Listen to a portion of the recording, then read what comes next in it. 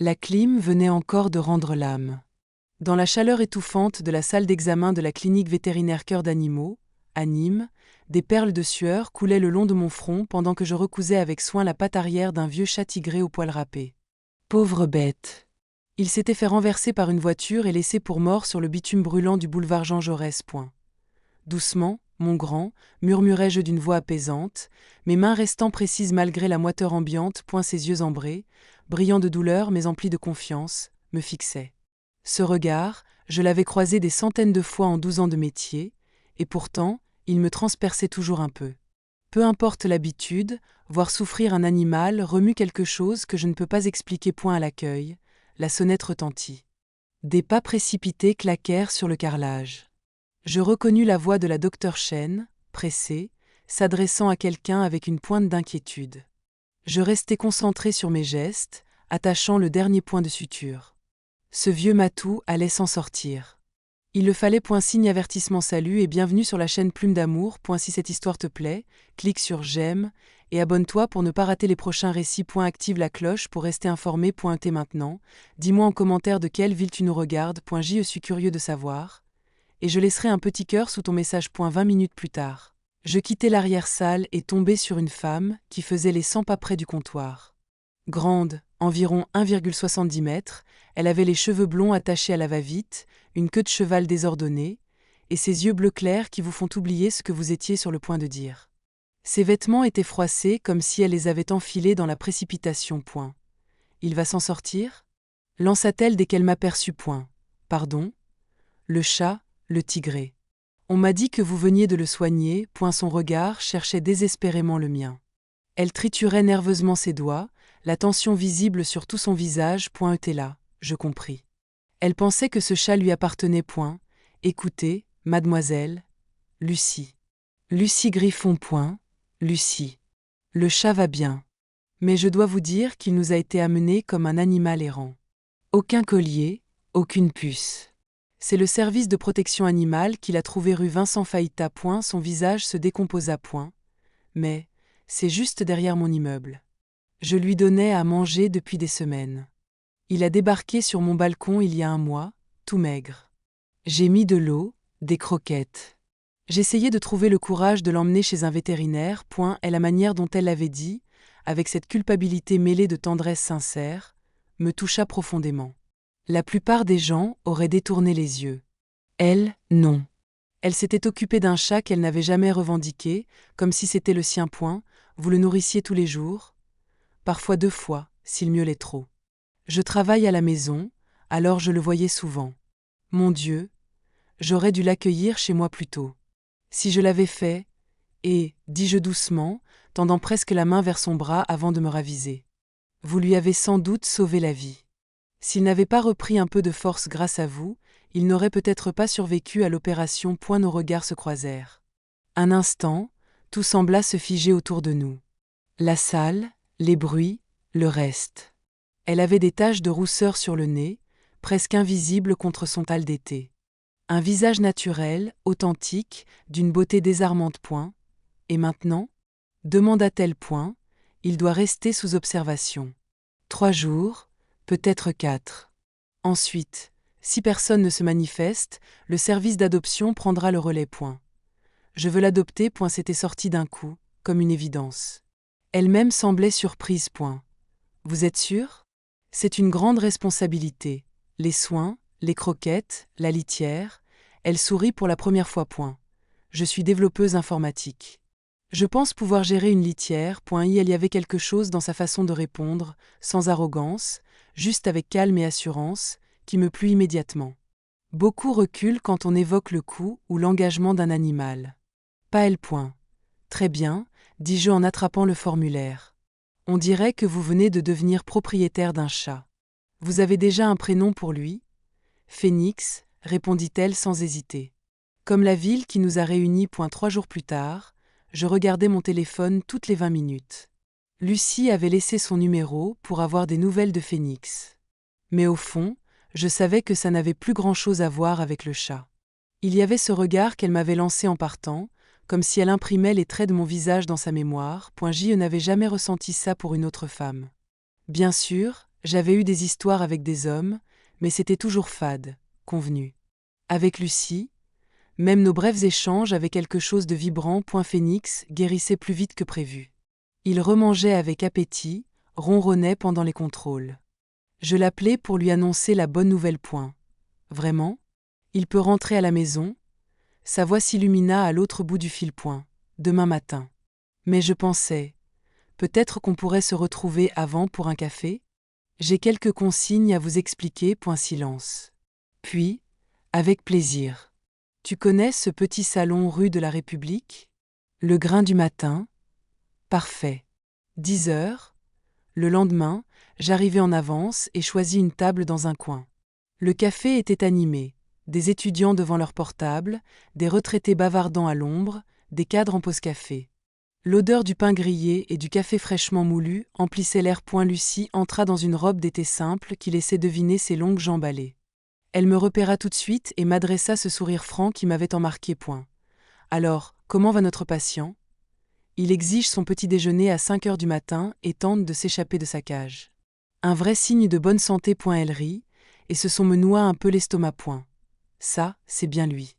Il a du caractère. Nous commandâmes des cafés. Elle le prit noir, moi avec beaucoup de lait. J'avais un dossier de consignes sous le bras, mais au lieu de plonger dedans, on se mit à parler de tout et de rien. Elle m'expliqua qu'elle s'était installée à Nîmes 2 ans plus tôt pour son boulot. Elle conçoit des applications pour une start-up tech. Quel genre d'appli? Demandai-je. Des trucs pas très sexy. Gestion d'inventaire pour les commerces.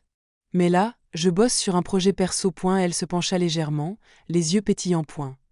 Une appli pour mettre en relation les maîtres et les vétos, pour des questions simples.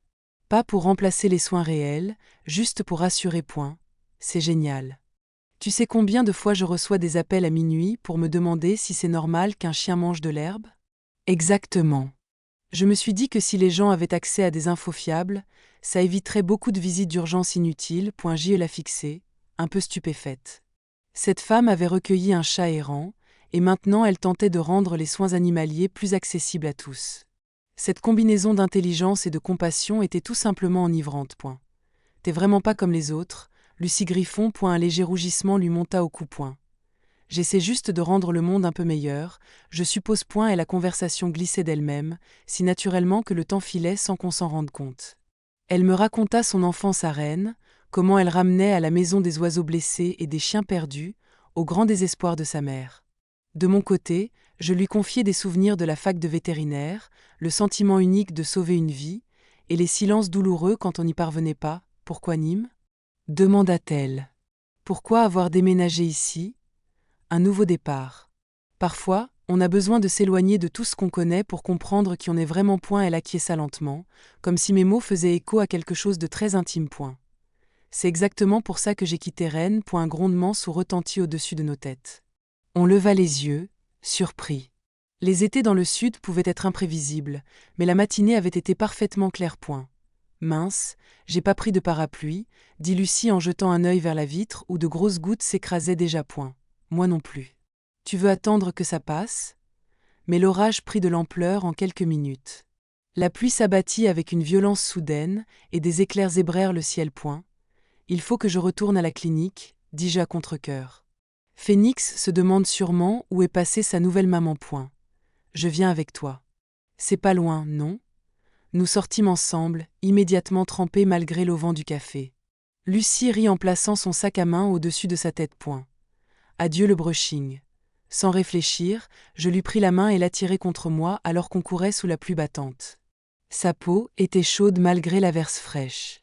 On s'abrita finalement sous un abribus, le souffle court, ruisselante. Elle se tenait très près.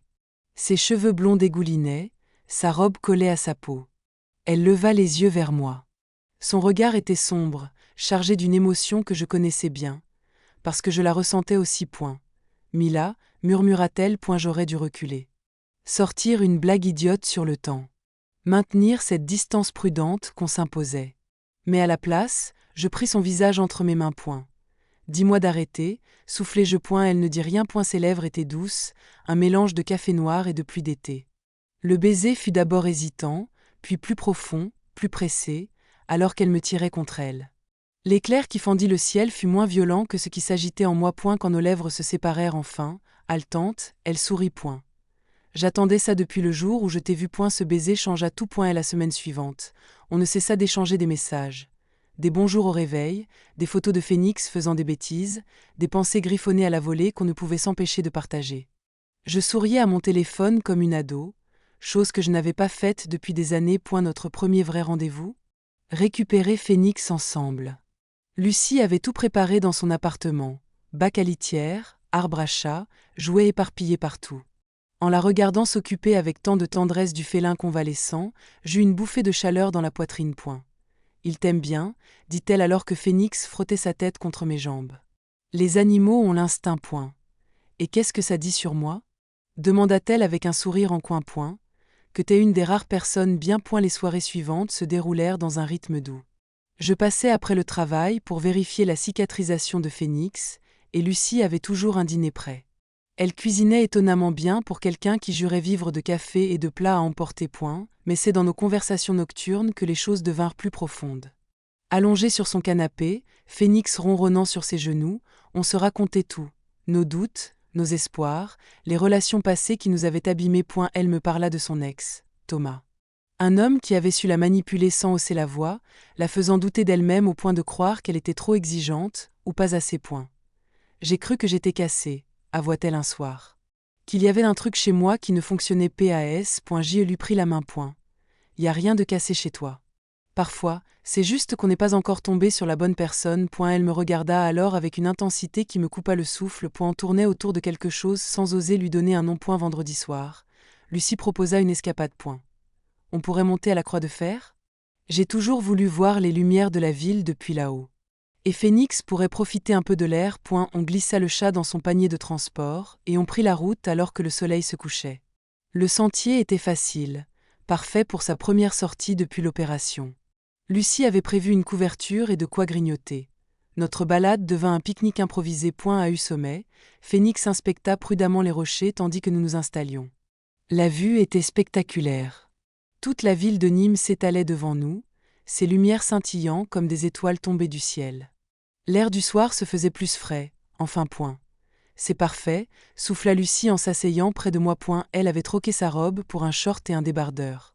Le soleil couchant caressait ses cheveux, y dessinant des reflets dorés. Quand elle surprit mon regard posé sur elle, ni l'une ni l'autre ne détourna les yeux. Mila, je sais. Moi aussi, je le ressens. Cette fois, quand nos lèvres se retrouvèrent, il n'y eut plus la moindre hésitation. Ses mains glissèrent dans mes cheveux, tandis que je l'attirais contre moi. Les limites que nous avions si prudemment installées fondirent d'un seul coup. Elle avait le goût des fraises que nous avions partagées plus tôt. Et ce petit gémissement, presque inaudible, qu'elle laissa échapper près de mon oreille fit naître un feu brûlant au creux de mon ventre. T'es sûre? Chuchotai-je contre sa bouche. Pour seule réponse, elle m'attira doucement vers elle, m'entraînant sur la couverture. Sous le vaste ciel étoilé du sud, avec Phénix qui ronronnait paisiblement à quelques pas, nous nous sommes découvertes lentement. Sa peau était chaude, soyeuse, et la façon dont elle réagissait à mes caresses me faisait me sentir à la fois puissante et vulnérable. Lorsqu'elle se cambra sous moi, murmurant mon prénom comme une prière, j'ai su que j'étais en train de tomber amoureuse. Pour de bon. Et ça me terrifiait autant que ça m'exaltait. Nos corps se retrouvaient avec une harmonie étrange, comme si cette rencontre avait été écrite depuis longtemps. Après, allongées l'une contre l'autre, les membres emmêlés, nous regardions les étoiles surgir une à une dans le ciel d'encre. J'ai jamais ressenti ça avant, murmura Lucie contre mon épaule. Avec une femme. Avec qui que ce soit. Phénix s'était roulé en boule au bord de la couverture. Je tendis la main pour lui gratouiller derrière les oreilles. Tu crois qu'il approuve? C'est lui qui nous a réunis. Bien sûr qu'il approuve. Nous restâmes là jusqu'à presque minuit, à parler à voix basse, à échanger des baisers entre deux silences tendres. Le trajet retour jusqu'à l'appartement de Lucie fut traversé d'un silence doux, gorgé de cette nouvelle intimité. Quand elle me proposa de rester dormir, je n'ai même pas réfléchi. Ce n'est pas juste pour ce soir, n'est-ce pas? Demanda-t-elle en posant la main sur le chambranle de la porte, Phénix se frottant à nos chevilles. Non. Et c'est une bonne chose, parce que je suis déjà en train de réfléchir à notre prochain rendez-vous. Elle rit. Ah oui? Et qu'est-ce que tu prévois? Laisse-moi te surprendre. Cette nuit-là, blotti contre Lucie, sa peau chaude contre la mienne, le ronronnement de Phénix à nos pieds. Je me suis sentie chez moi pour la première fois depuis mon arrivée à Nîmes. Tout était à sa place. Lucie, moi, ce char rescapé qui avait su choisir les bonnes humaines. Mais, dans un coin de ma tête, une petite voix chuchotait déjà. Rien n'est jamais aussi parfait. Et ce genre de bonheur a souvent un prix. Je ne savais pas encore sous quelle forme il viendrait, mais je savais qu'il viendrait. Pourtant, cette nuit-là, je refusais d'écouter cette voix. Je la serrais un peu plus fort contre moi. Quels que soient les obstacles, on les affronterait ensemble. 3 semaines de bonheur. C'est tout ce qu'on a eu avant que tout ne s'effondre. Tout s'était installé naturellement. Je passais presque toutes mes nuits chez elle. Phénix nous avait adoptés toutes les deux, et l'appli de Lucie sur le bien-être animal trouvait un écho très positif auprès de mes clients à la clinique. Pour la première fois depuis longtemps, je commençais à croire que j'avais trouvé quelque chose de vrai. Et puis, Thomas Moreau est réapparu. C'était un samedi matin. J'étais dans la cuisine, en train de préparer du café pendant que Lucie pianotait sur son ordinateur portable. Phénix, fidèle à lui-même, s'était couché en plein milieu du clavier, empêchant toute tentative de travail. L'ambiance avait quelque chose d'intime, de confortable. Je me surprenais à réorganiser mentalement mon emploi du temps pour passer tout le week-end ici. Et la sonnette retentit. Lucie fronça les sourcils et souleva doucement Phénix de son trône improvisé. J'attends personne. Elle se dirigea vers la porte, pieds nus, en short de pyjama. Et je l'entendis soudain halter. Une voix masculine, assurée, familière, prononça son prénom avec une possession glaçante. Thomas ? Mais qu'est-ce que tu fous ici ? Je posai ma tasse, le cœur soudain serré par une sensation froide et désagréable. Depuis l'encadrement de la cuisine, je vis un homme grand, brun, habillé d'un costume hors de prix. Le genre de type qui n'a jamais douté qu'il avait sa place partout. Tu me manques, Lou. Je peux entrer ? Non. Certainement pas, mais sa voix tremblait légèrement. Écoute, je sais que j'ai déconné, mais j'ai beaucoup réfléchi à nous, à ce qu'on avait. J'ai fait une erreur en te laissant partir. J'y restais figé. Devais-je intervenir ? Ou la laisser gérer son ex ? Elle avait mentionné Thomas à demi-mot.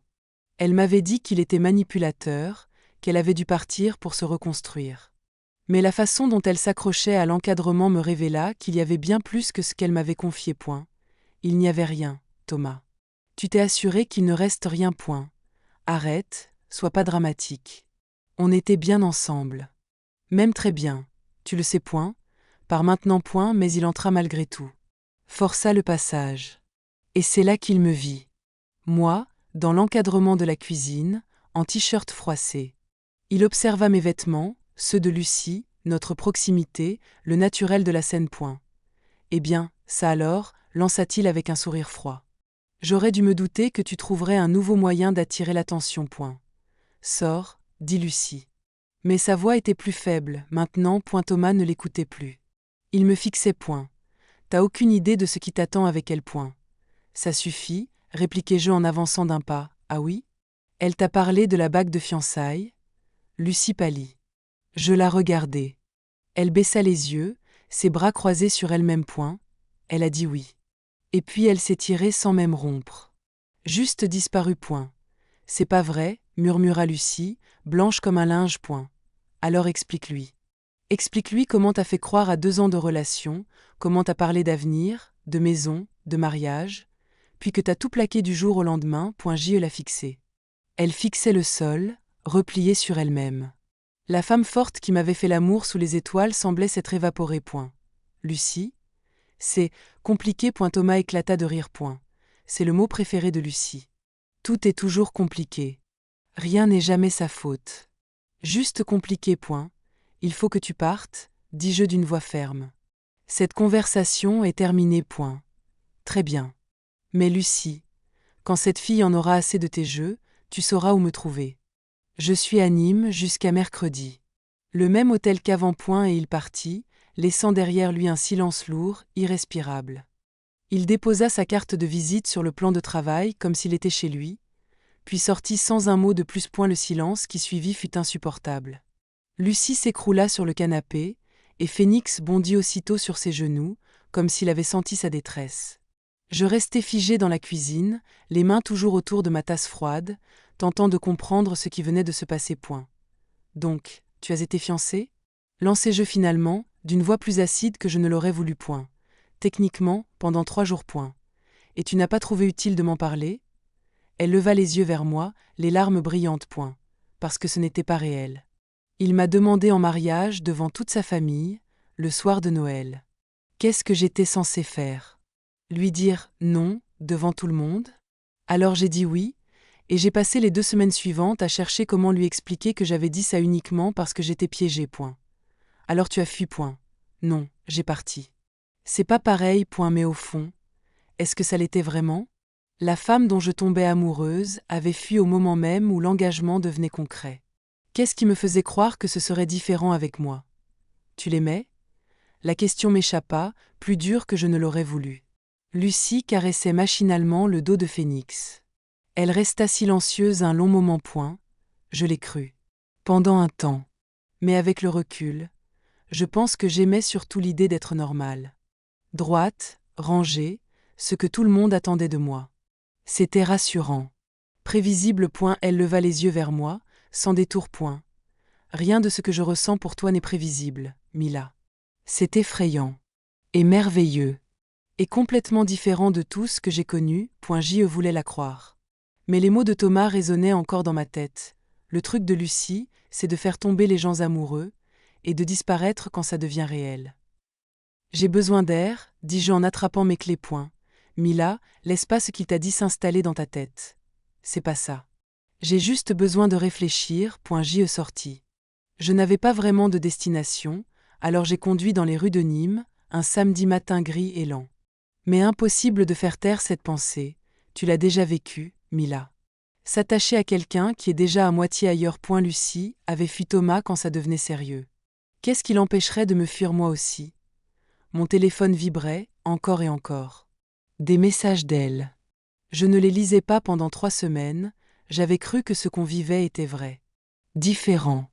Et là, je me demandais si je n'étais pas simplement la dernière escale sur la route des cœurs brisés de Lucie Griffon. Le pire? C'est à quel point ça avait paru juste. À quel point elle s'était coulée dans ma vie comme une évidence.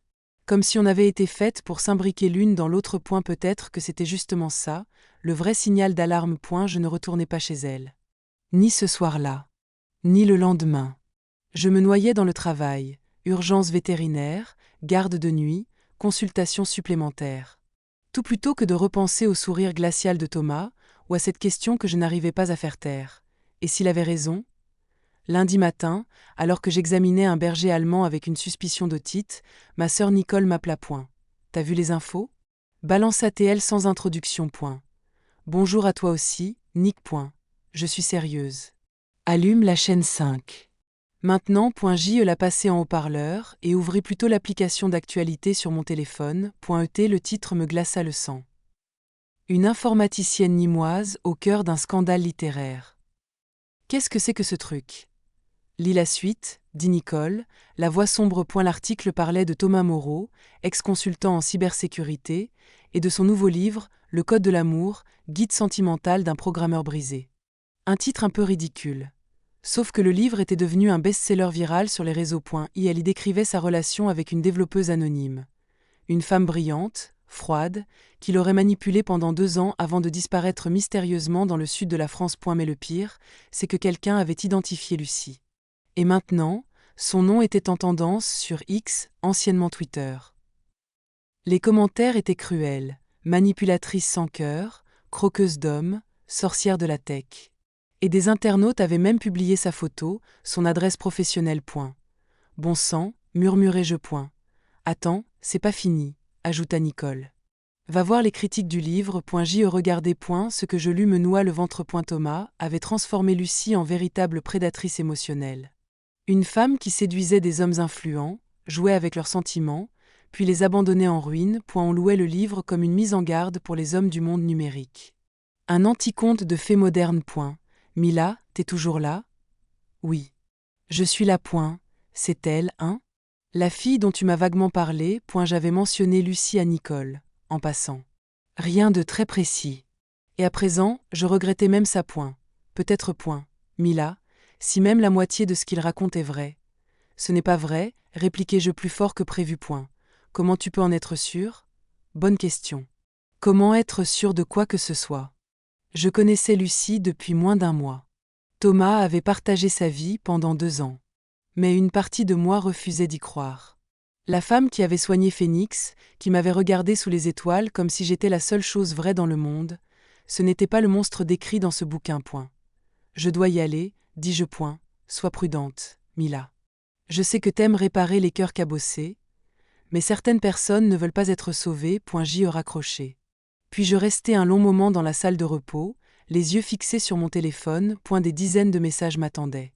Je les ouvris enfin. Je sais que tu m'en veux, mais laisse-moi t'expliquer. Tout ce que Thomas dit est faux. J'ai les preuves. J'ai dû poser des congés. Les journalistes appellent au bureau. C'est l'enfer. Phénix te cherche partout. Il va dans la cuisine et miaule. Moi aussi, je te cherche. Tout ce qu'on a vécu était réel. T'es la première personne avec qui je me sens entière. Le dernier message datait d'Aix en grave peine 1 heure. Je le relus plusieurs fois. Puis j'attrapai mes clés et quittai la clinique. Quand elle ouvrit la porte, elle portait un vieux t-shirt et un jogging déformé. Ses cheveux étaient attachés en un chignon bâclé, et elle avait les yeux cernés, rouges. Elle avait dû pleurer toute la nuit. Phénix courut vers moi, miaulant, se frottant contre mes jambes avec insistance. Salut, dit-elle d'une toute petite voix. Salut. Je ne savais pas si je reviendrais. Moi non plus. Elle me laissa entrer. Son salon était en désordre, mug vide, mouchoir chiffonné, son ordinateur ouvert au milieu de tout ça. L'atmosphère avait changé. L'appartement semblait plus étroit. Plus lourd. J'essaie de trouver comment réagir à tout ça, dit-elle en désignant l'écran. Mon avocat pense qu'on peut porter plainte pour diffamation, mais ça risque de faire encore plus de bruit. Est-ce que quelque chose est vrai? Demandai-je. Elle hocha lentement la tête. Quelques faits, oui. On a été ensemble 2 ans. Elle me regarda à la lueur vacillante des bougies, son visage partagé entre l'espoir et le doute. Qu'est-ce que tu veux dire, Mila? Que peu importe ce que Thomas nous balance, peu importe ce que les médias inventent encore, on affronte tout ça ensemble. En équipe. Même si ça empire, même s'ils s'en prennent à moi aussi. J'y avais pensé. À ma carrière, à ma réputation, à la petite tranquillité que je m'étais construite ici, à Nîmes. Tout ça pouvait voler en éclats si je m'affichais publiquement avec Lucie. Mais en la regardant là, dans cette lumière douce, en repensant à la manière dont elle s'était blottie contre moi sous les étoiles, je sus que le choix était plus simple qu'il n'y paraissait. Alors quand elle se pencha pour m'embrasser, je ne reculai pas. Ses lèvres étaient humides, légèrement salées. Elle tremblait un peu, comme si elle craignait que je la repousse. Je t'aime, murmura-t-elle contre ma bouche. Il y a 3 semaines, ces mots m'auraient effrayée. Mais là, avec la tempête dehors, les bougies projetant de l'or sur sa peau, c'était la chose la plus naturelle du monde. Moi aussi, je t'aime. L'électricité ne revint pas de la nuit. Alors on resta là, toutes les deux, à se raconter ce qu'on n'avait jamais osé dire. Des vérités chuchotées à la lueur des flammes, Phénix ronronnant comme un métronome rassurant entre nous. Elle me parla de son enfance à Rennes, du sentiment d'être différente sans trop comprendre pourquoi. J'y lui avouai mes propres hésitations, cette impression d'avoir toujours joué un rôle dans mes relations. De faire semblant d'aimer, de vouloir, d'être ce qu'on attendait de moi. Et toi, tu l'as su quand? Demandai-je, alors qu'on partageait une couverture sur le canapé. Que j'étais attirée par les femmes? Probablement au lycée. Mais je me suis tellement persuadée que c'était juste de l'admiration. Jusqu'à toi. Avec toi, tout a pris sens. Son honnêteté me réchauffa profondément. Moi aussi. J'ai toujours cru qu'il y avait un truc cassé chez moi. Les relations avec les hommes étaient vides. Et maintenant, j'ai l'impression que j'étais endormie et que tu m'as réveillée. Quand le courant revint, dimanche matin, la réalité reprit ses droits. Le téléphone de Lucie s'illumina aussitôt. Articles, tweets, messages, encore plus d'intrusions dans sa vie. Mais cette fois, elle n'était plus seule. À la clinique, nous avons travaillé ensemble pour accueillir les animaux blessés par la tempête. Une portée de chatons trouvés sous un abri effondré. Un chien blessé après avoir tenté de fuir l'orage. En voyant Lucie rassurer un vieux chat terrorisé par de simples gestes et des mots doux, j'ai su, au fond de moi, que j'avais fait le bon choix. T'es doué pour ça, dis-je en l'observant calmer le félin. J'ai eu une bonne prof, répondit-elle avec un clin d'œil. La docteur Chen sortit de l'arrière-boutique, un dossier à la main. Mila, il faut qu'on parle de la situation médiatique.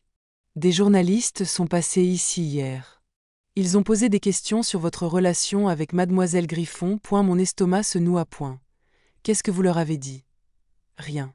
La confidentialité s'applique aussi aux proches de nos patients. Mais ils reviendront. Lucie pâlit aussitôt.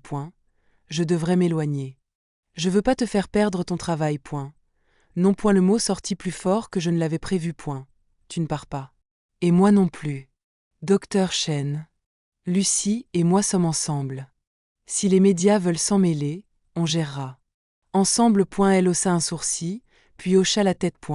C'est votre choix. Préparez-vous à être exposé. Ce soir-là, nous étions assises sur le sol du salon, Phénix étalé entre nous. On commença à bâtir un plan. Si on voulait contrer la version de Thomas, il fallait qu'on contrôle notre propre récit. On pourrait faire une interview, proposa Lucie. Raconter notre version avant que quelqu'un d'autre ne décide de la vérité à notre place. T'es sûr? Une fois que ce sera public, il n'y aura pas de retour en arrière. Elle me tendit la main. Cacher qui on est, c'est lui laisser le pouvoir. Et j'en ai assez de laisser les autres écrire mon histoire à ma place. Sa voix était vulnérable, mais résolue. Je compris alors que Lucie n'avait jamais eu besoin qu'on la protège. Elle avait besoin qu'on l'accompagne, qu'on l'écoute, qu'on marche à ses côtés. Alors on le fera ensemble. En préparant ce qu'on allait dire, comment présenter notre relation, quelque chose changea. Le désespoir de la veille laissa place à une clarté nouvelle. On n'était plus deux femmes tentant de survivre à une tempête médiatique. On devenait une équipe. On construisait quelque chose. Plus tard, quand notre plan de communication fut prêt, Lucie m'entraîna dans sa chambre. L'espace semblait différent, chargé d'un silence plus dense, plus intime. Elle avait rallumé des bougies. Une lumière dorée dansait sur les murs. T'es sûre de toi? Murmura-t-elle, en effleurant le bord de mon t-shirt. Rendre ça public, ça change tout. Je suis sûre de toi. Le reste, on l'affrontera ensemble. Son baiser fut plus profond, plus sûr, que tous les précédents. Une tendresse féroce, une intensité contenue. Nous nous sommes découvertes lentement, avec une confiance nouvelle. Chaque caresse, chaque soupir était une promesse. Sa peau était tiède sous mes mains. Et quand elle se cambra contre moi en murmurant mon prénom, j'ai senti mon cœur s'ouvrir totalement. On a pris l'une l'autre, attentive, curieuse, intime. Quand elle traça des arabesques sur ma peau du bout de la langue, j'eus l'impression de me dissoudre. On bougea comme deux danseuses enfin accordées. Ensemble, parfaitement. Puis, allongée, les membres emmêlés, la peau encore tiède, Lucie dessinait des cercles paresseux sur mon épaule. Phénix ronronnait à nos pieds, fidèle à lui-même. Peu importe ce qui arrive, dit-elle doucement. L'interview, Thomas, tout ça. Je veux que tu saches que c'est le plus heureux que j'ai jamais été. Même dans ce chaos. Surtout dans ce chaos. Parce que ça veut dire que c'est vrai. Que tu me choisis malgré tout. J'y déposé un baiser sur son front, goûtant encore le sel de ses larmes passées. Je choisis nous. Lundi matin apporta son lot de défis. L'interview était prévue pour mercredi. L'avocate de Lucie voulait nous préparer aux questions à venir. Alors que nous quittions le cabinet de l'avocate après avoir passé en revue les derniers points de notre dossier, un calme inattendu s'était installé en moi. Pour la première fois depuis le début de ce cauchemar médiatique, j'avais l'impression qu'on avançait. Ensemble. Avec un plan. Et surtout, avec la vérité de notre côté. Une dernière chose, dit Maître Lemoine, en refermant son dossier. Êtes-vous prête à encaisser les retours? Aller au grand jour avec votre relation va provoquer des réactions, parfois très violentes. Lucie et moi échangeâmes un regard. Nous en avions parlé, bien sûr. Mais l'entendre formuler aussi frontalement donna soudain du poids à cette réalité. Qu'ils réagissent, répondis-je après un silence. On ne vit plus pour obtenir l'approbation des autres. Le plateau de France Matin était glacial. Bien plus que ne l'aurait permis une clim en plein été gardois. Lucie était assise à côté de moi, sa main posée dans la mienne, stable malgré les caméras qui nous faisaient face comme des armes silencieuses. L'animatrice, Élise Montfort, nous accueillit avec un sourire de façade, poli mais sans chaleur. Nous recevons aujourd'hui Lucie Griffon et la vétérinaire Mila Ward pour revenir sur la controverse entourant le livre à succès de Thomas Moreau, Le Code de l'amour. Elle se tourna vers Lucie. Commençons avec vous. Comment réagissez-vous au portrait que l'auteur dresse de vous dans son ouvrage? La voix de Lucie était calme, assurée. Thomas a écrit de la fiction et l'a appelée « mémoire ». La femme qu'il décrit n'est pas moi. C'est un personnage inventé pour le faire passer pour une victime au lieu d'assumer sa part dans l'échec de notre relation. Mais vous avez tout de même accepté sa demande en mariage, puis quitté Rennes sans explication. J'ai quitté Rennes après des mois à essayer de sauver quelque chose de fondamentalement cassé. Thomas était contrôlant, manipulateur. Quand il a fait sa demande devant toute sa famille, je me suis sentie piégée. J'ai dit oui parce que j'étais coincée. Pas par amour. L'animatrice haussa les sourcils, surprise. C'est une accusation grave. C'est la vérité. J'ai des messages, des mails, des preuves concrètes du harcèlement psychologique qu'il a exercé pendant 2 ans. J'ai serré sa main, fière de la force avec laquelle elle tenait face au projecteur. On avait répété ses réponses, bien sûr. Mais affronter les caméras, ce n'était pas comme s'entraîner dans son salon. Dr. Ward, vous connaissez Lucie depuis quelques semaines à peine. Comment pouvez-vous être sûr qu'elle dit la vérité? Parce que je connais la personne qu'elle est réellement. Elle a sauvé un chat errant, l'a soigné, et elle développe une application pour aider d'autres maîtres à mieux prendre soin de leurs animaux. Ce n'est pas ce que fait une manipulatrice en quête d'attention. N'est-il pas possible que vous voyiez ce que vous voulez voir? Thomas affirme que Lucie a un schéma. Séduire, puis disparaître. Lucie se pencha, droite. Ce que Thomas n'accepte pas, c'est que j'ai choisi d'être moi-même plutôt que la femme acceptable qu'il voulait façonner. J'ai tenté d'être celle qu'il attendait. Et j'en ai souffert. Jusqu'à ce que je comprenne que je n'avais pas à me cacher. Et qui êtes-vous, réellement? Demanda Élise. C'était le moment clé. Celui qu'on avait choisi de ne plus fuir. Lucie me regarda. J'hochai doucement la tête. Je suis une femme qui a passé des années à essayer de se convaincre qu'elle était hétéro. Parce que c'était plus simple, plus normal. Puis j'ai rencontré Mila. Et tout a enfin pris sens. Le masque professionnel de l'animatrice se fissura. Vous êtes donc homosexuel? Je suis amoureuse de Mila. Et pour la première fois, tout me paraît juste. Et la caméra se tourna vers moi. Mon cœur battait à tout rompre. Cette relation n'est pas une phase. Ni une provocation. C'est ce que j'ai de plus vrai dans ma vie. Dr. Ward, votre clientèle est en grande partie issue de familles conservatrices. N'avez-vous pas peur des conséquences professionnelles? Ma vie privée n'a aucun impact sur la façon dont je soigne les animaux. Si quelqu'un a un problème avec ça, il peut aller voir un autre vétérinaire. L'interview se poursuivit encore 10 bonnes minutes. Le livre, le battage médiatique, nos projets. Puis, enfin, les caméras cessèrent de tourner. Dans ma voiture, garée devant les studios de France Télé, Lucie et moi étions éreintés. Vidés. Tu crois qu'on a été convaincante? Souffla-t-elle. On a dit la vérité. C'est tout ce qu'on pouvait faire. Mon téléphone vibrait déjà. Les extraits de l'émission circulaient partout en ligne. Certains commentaires étaient pleins de bienveillance, d'autres d'une cruauté prévisible.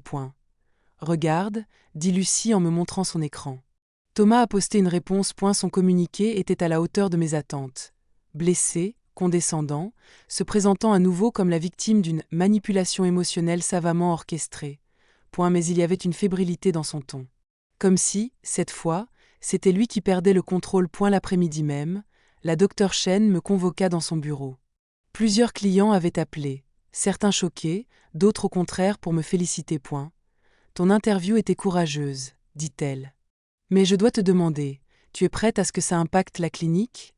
Vous allez me licencier? Absolument pas. Tu es la meilleure vétérinaire que j'ai connue.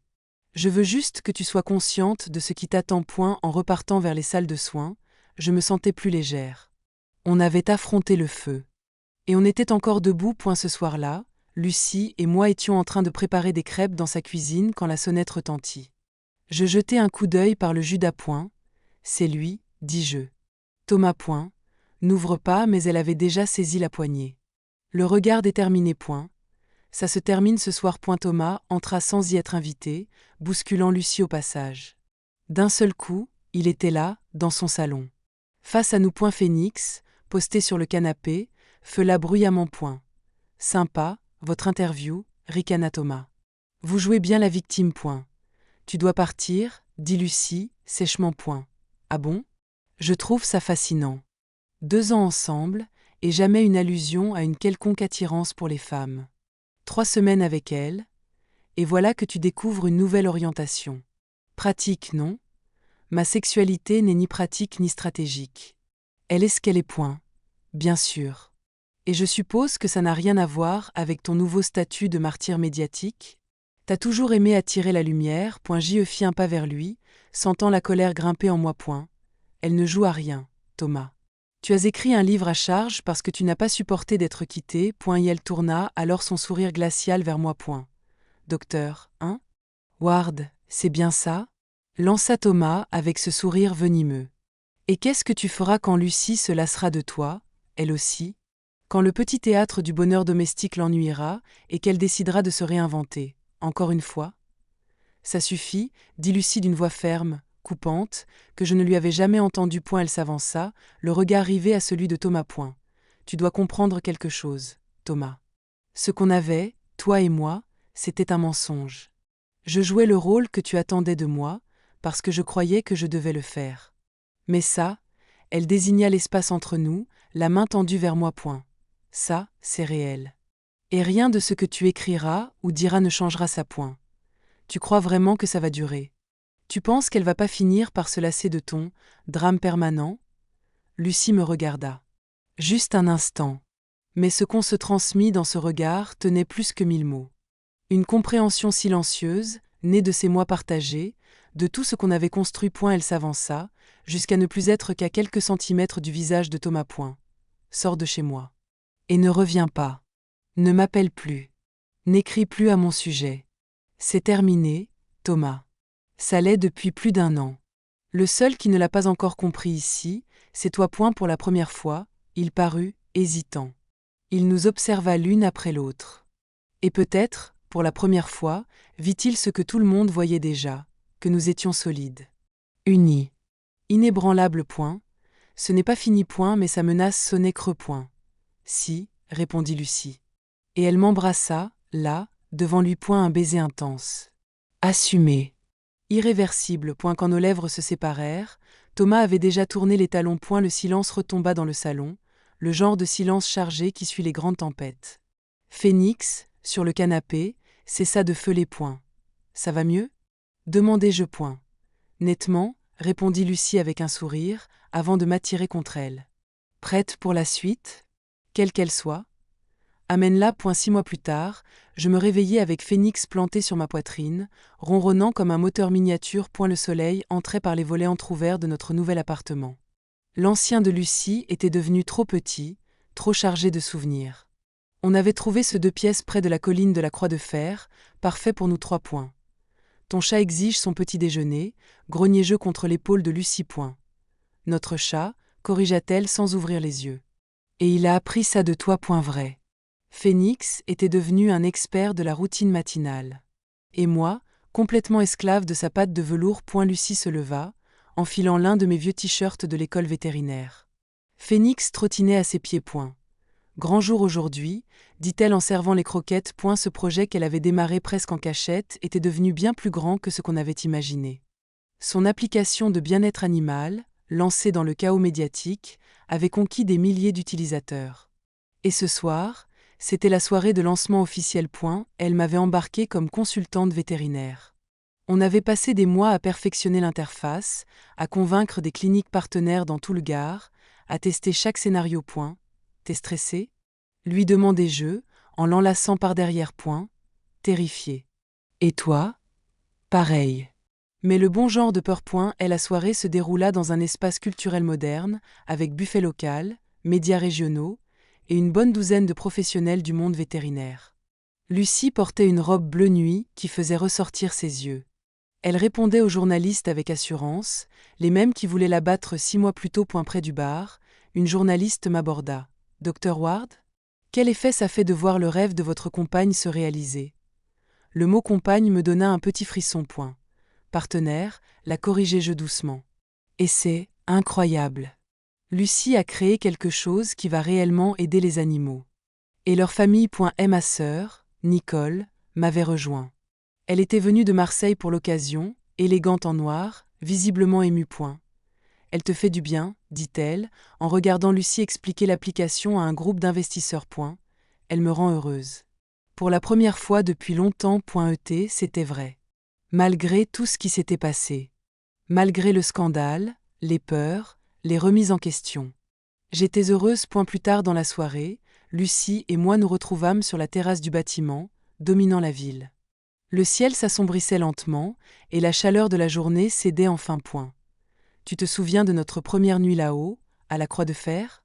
Demanda-t-elle, adossée à la rambarde. Comment oublier? J'ai su ce soir-là que je tombais amoureuse de toi. Et ça m'a terrorisée. Tout chez toi me faisait peur. Elle se tourna vers moi.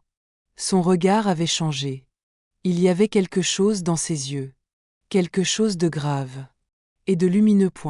Mila, ces 6 derniers mois ont été les plus beaux de ma vie. Pas à cause de l'application. Pas parce qu'on a fait taire Thomas. Mais parce que, pour la première fois, je vis comme moi-même. Elle fouilla dans son sac et sortit une petite boîte en velours. Mon souffle se coupa. C'est ce que je pense que c'est? Oui. Enfin, pas exactement.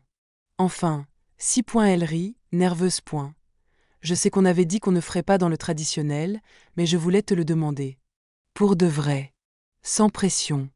Juste nous. Elle ouvrit la boîte. Une bague fine en argent, sertie d'un petit diamant discret qui accrochait les lumières de la ville. Mila Ward, tu veux m'épouser? Tu veux qu'on construise cette vie folle et magnifique ensemble, officiellement? Je regardais la bague, puis elle. 6 mois plus tôt, j'aurais fui. Aujourd'hui, la réponse était si évidente que j'en ris presque. Oui.